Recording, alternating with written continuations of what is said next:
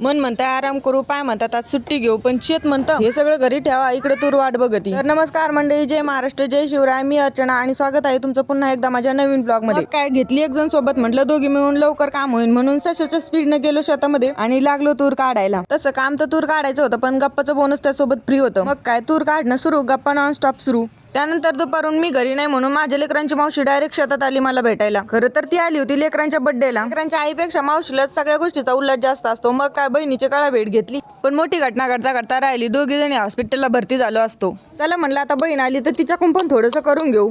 वेळा तर दिलं तिच्याकडे, पण तिची स्पीड कासवापेक्षाही कमी होती म्हणून म्हटलं जाऊ दे आता डायरेक्ट जेवायलाच बसू. मग काय उघडले डबे आणि बसलो जेवायला. मला भूक लागली होती म्हणून माझं तर चालूच होतं जेवण, पण बहिणीला उपवास असल्यामुळे ती नुसती बसली होती. नंतर तिच्या लक्षात आलं की ती केळी आणि चिकू घेऊन आलेली आहे. मग काय आम्ही सुद्धा केळी आणि चिकू खाल्ले आणि पुन्हा एकदा लागलो कामाला. बहिणीला सुद्धा कामाला लावलं. काम आवरल्यावर धनी घ्यायला आले होते म्हणून घरी निघालो. अशा रीतीने या ब्लॉगची सांगता झाली. कसा वाटला कमेंट मध्ये सांगा आणि आपल्या अर्चनाच व्हिलेज डायरीला फॉलो करा. रामकृष्ण हरी.